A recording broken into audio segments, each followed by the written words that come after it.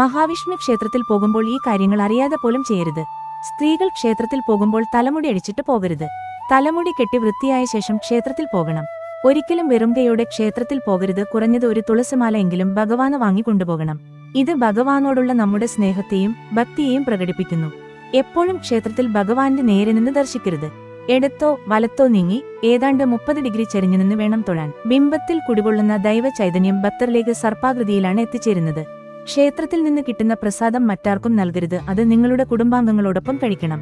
കാരണം ആ പ്രസാദത്തിൽ മഹാലക്ഷ്മി അധിവസിക്കുന്നതായി ഐതിഹ്യമുണ്ട്. മഹാവിഷ്ണു ക്ഷേത്രങ്ങളിൽ ഇരിക്കരുത്. ഭഗവാനെ ദർശിച്ചതിനു ശേഷം നേരെ വീട്ടിലേക്ക് മാത്രം പോകണം. ക്ഷേത്രം 4 തവണ പ്രദക്ഷിണം ചെയ്താൽ ആരോഗ്യം, ആഗ്രഹം, പാപം, മോക്ഷം ലഭിക്കും. കൂടാതെ അഷ്ടലക്ഷ്മികളുടെ കടാക്ഷവും ലഭിക്കും. കടബാധ്യതയിൽ നിന്നും മുക്തി നേടാനും സമ്പത്ത് സമൃദ്ധിയോടെ ജീവിക്കാനും മഹാവിഷ്ണു ക്ഷേത്രത്തിൽ പോയി ആരാധിച്ചു വരൂ. ഈ കാര്യങ്ങൾ കൃത്യമായി പാലിച്ചാൽ ശ്രീമൻ നാരായണന്റെ അനുഗ്രഹം നിങ്ങളുടെ മേൽ എപ്പോഴും ഉണ്ടാകും.